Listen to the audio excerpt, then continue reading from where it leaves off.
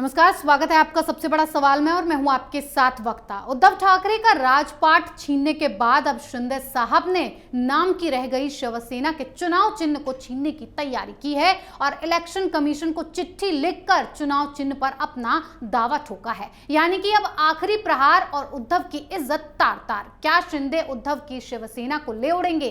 क्या उद्धव के पास कोई रास्ता बचा है पार्टी को बचाने के लिए? इसी पर चर्चा के लिए हमारे साथ मौजूद हैं कैपिटल टीवी के editor in chief doctor Manish Kumar ji. Doctor साहब, आपका बहुत बहुत स्वागत है। धन्यवाद। डॉक्टर साहब, शिंदे ने उद्धव ठाकरे की पूरी जिंदगी भर की मेहनत को, कमाई को छीनने का प्लान बना लिया है। क्या होगा आगे?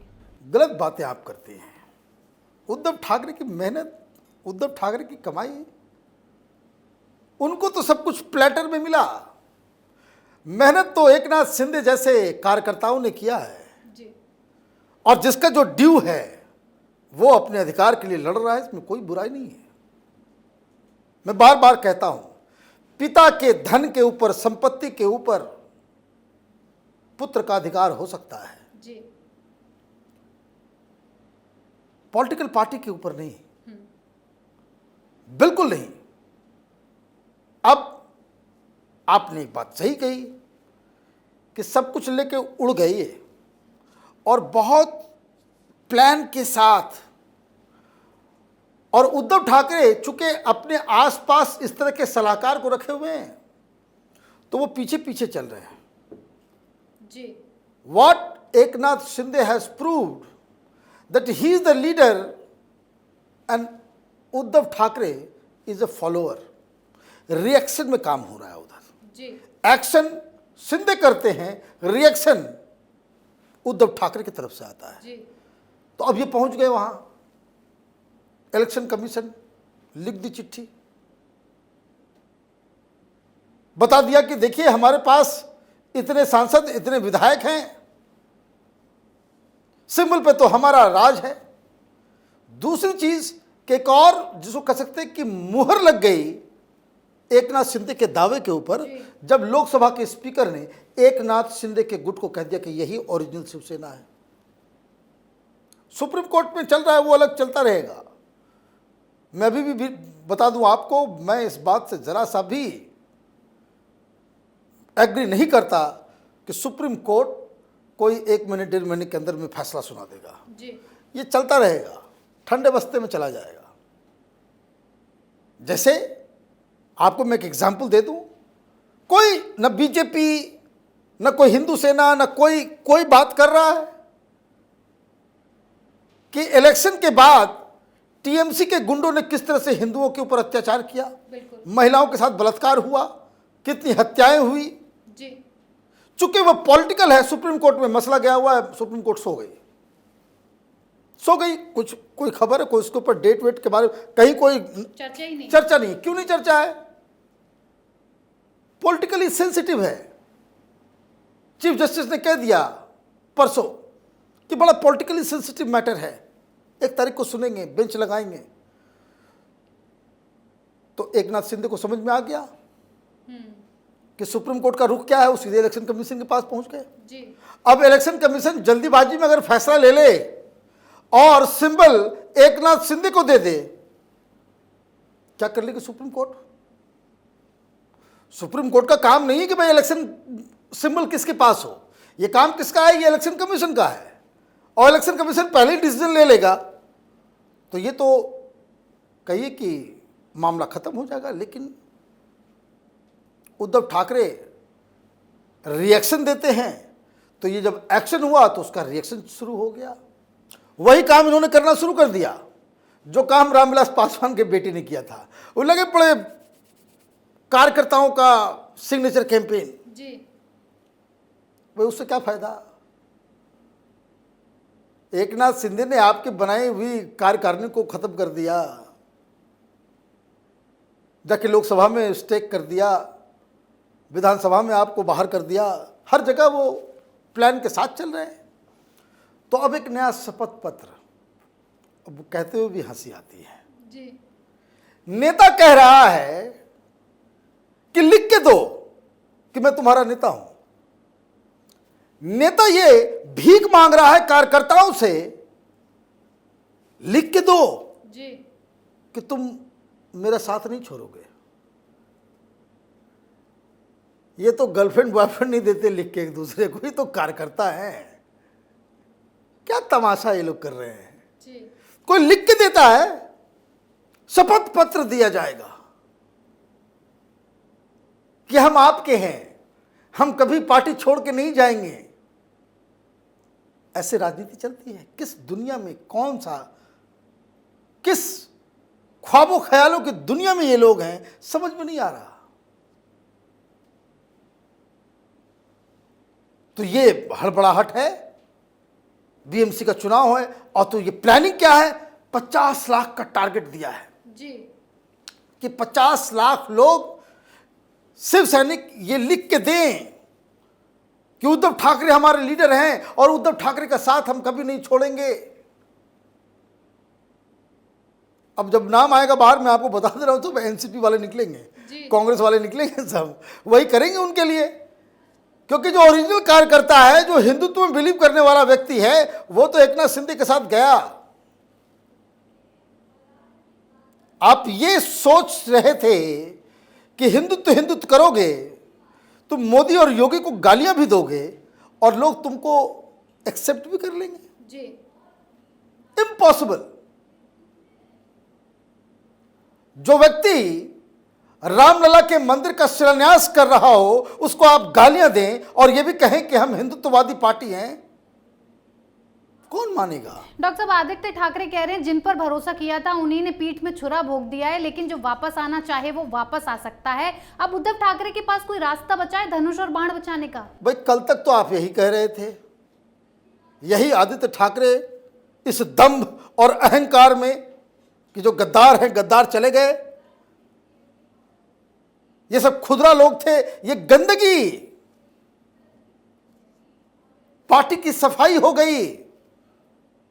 जितनी भी गंदगी थी शिवसेना के अंदर में, वो सब चले गए। भाई, क्यों इस तरह की बयानबाजी दे रहे हैं? उस समय संजय राउत वो कह रहे थे कि भाई आओ, ये तो मर गए, लाशें शमशान भिजवाएंगे जी। भाई, दोनों चीज आप ही कहोगे। मतलब ये कि उस समय भी आपने दिमाग नहीं लगाया और अभी भी आप दिमाग नहीं लगा पा रहे हो। खेल है फुटबॉल का, और आप मैदान में उतर गए पैड और ग्लव्स पहन करके, हाथ में बैट लेकर के। क्या कहेंगे ऐसे खिलाड़ी को? भाई, फुटबॉल खेलने उतरे हो, बूट पहन के आओगे कि पैड पहन लिया, हेलमेट पहन लिया, ग्लव्स पहन लिया, हाथ में बैट लेकर के क्रिकेट के मैदान में उतर जाओगे खेलने के लिए? ये मूर्खता कहते हैं इसको। देखिए कैसे एनसीपी में खलबली मची हुई है। अचानक से कल जो है अवतरित हुए पटेल साहब जी। खासम खास शरद पवार के, उन्होंने डिक्लेयर क्या किया कि जो तमाम कमिटीज, एग्जीक्यूटिव कमिटी और पूरा जो तंत्र है एनसीपी का, सबको हम डिसॉल्व करते हैं। समझ में आ गया। शिवसेना के बाद जो वहां बाढ़ की वजह से सुनामी जो आई है, ये सुनामी जो है एनसीपी के टेरिटरी में ना घुस जाए, क्योंकि वहां भी लोग बेचैन हो रहे हैं जी।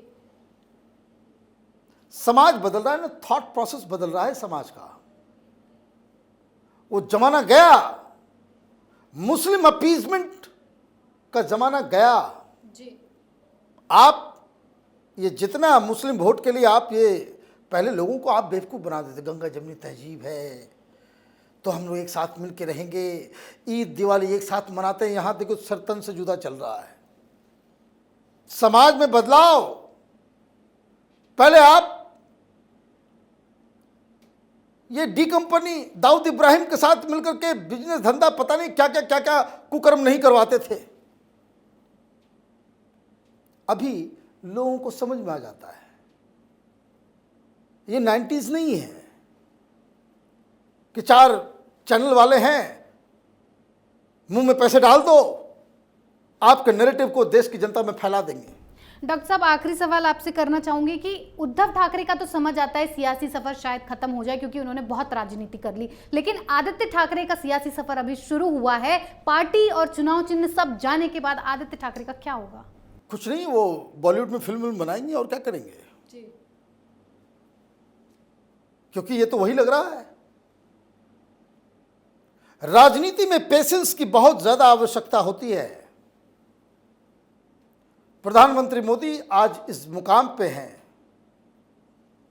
तो लोग कहते कि भाई इतना बड़ा लीडर बन गया, कोई उनके चैप्टर्स को खंगालता नहीं है कि ये व्यक्ति 30 साल तक साइकिल पे चला है,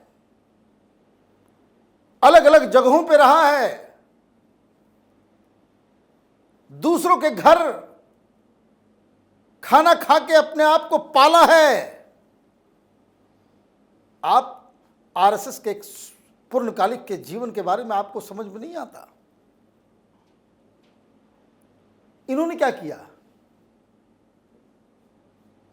हिंदू हृदय सम्राट बाला साहब ठाकरे के नाम को भेजाने के अलावा हमने तो कभी नहीं देखा पसीना बहाते हुए।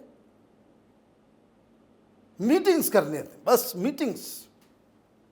आप संगठन को जब तक गढ़ोगे अपने हाथ से नहीं, जब तक आप उस गांव के दलदल कीचड़ धूल मिट्टी पसीने से जब तक सनोगे नहीं, राजनीति कैसे होगी? भाई लालू यादव ने किया, बेटा खा रहा है, देखिए वही हाल होगा। समाज का टेम्परामेंट बदल गया है। क्या हाल हुआ है अखिलेश यादव का? मैं तो जानता हूं कि दौरे पे निकलते थे मुलायम सिंह यादव तो 15-20 दिन तक इस गांव से उस गांव, इस गांव से उस गांव, सो कहां रहे हैं? खुले आसमान में खटिया के ऊपर जी। तब संगठन गढ़ता है, तब संगठन बनता है। बिना एसी के कहीं बिठा दो तो ये सब नेता ऐसे ऐसे पैदा हो गए हैं कि अगर एयर कंडीशन नहीं है तो गुस्सा आ जाएगा इनको। कार्यकर्ताओं को डांट डपट करके, गाली गलौज करके अपने एसयूवी में बैठ करके वापस राजधानी पहुंच जाएंगे अपने घर। तो इन लोगों ने क्या किया? कुछ नहीं किया है, इसलिए ये हालत है जी। तो अब शपथ पत्र मांगा जा रहा है। भाई शपथ पत्र दे करके भी वो कोई मैरिज बॉन्डिंग है क्या? मैंने कहा ना, बॉयफ्रेंड गर्लफ्रेंड अपने आप को लिख करके नहीं देते भाई तुमको नहीं छोड़ेंगे। भाई सिचुएशन क्रिएट होगा, चले जाएंगे जी। और ये 50 लाख सिग्नेचर इसलिए कराया जा रहा है ताकि इलेक्शन कमीशन में वो जाएं और ये कहें कि भाई देखिए हमारे साथ पूरा संगठन है। एकनाथ शिंदे के दावेदारी में कोई दम नहीं है। लेकिन होगा क्या? होगा वही जो कानून में लिखा है जी। और कानून यही कहता है कि जिसके पास सबसे ज्यादा इलेक्टेड रिप्रेजेंटेटिव है, पार्टी का मालिक वही है, वही लीडर है, उसी के पास सिंबल होगा। इसलिए Uddhav Thackeray is fighting a lost battle. Aditya Thackeray अपने पिता की वजह से, जो आपने सवाल पूछा, अपने पिता की नीतियों की वजह से, अपने पिता की राजनीति की वजह से इनकी राजनीति गर्त में चली गई है। जी डॉक्टर साहब, बहुत बहुत धन्यवाद इतनी जानकारी। धन्यवाद। शिवसेना के नेता तो कहते थे तेरा घमंड तो 4 दिन का है पगले, हमारी बादशाही तो खानदानी है। तो अब उसी का जवाब सूद समेत दिया गया है कि बादशाही खानदानी नहीं होती, कमानी पड़ती है या कभी भी उसे छीना भी जा सकता है। तो फिर शिवसेना के घमंड को चूर चूर करने का काम शिंदे ने किया है और राउत से सीख कर आज उन्होंने भी एक डायलॉग दिया है कि मैं जहां भी जाता हूं वहीं मेरा मंत्रालय बन जाता है। वैसे शिवसेना के नेताओं को आज नींद नहीं आएगी क्योंकि उद्धव ठाकरे के सियासी सफर की जंग अब खत्म होने वाली है। चुनाव आयोग में उद्धव का फैसला होने वाला है जिस पर उद्धव को सोचना होगा कि आखिर कैसे पार्टी की कमान एक आम आदमी के हाथों में चली गई। फिर किसी और मुद्दे के साथ हाजिर होंगे, बने रहिए कैपिटल टीवी के साथ। नमस्कार।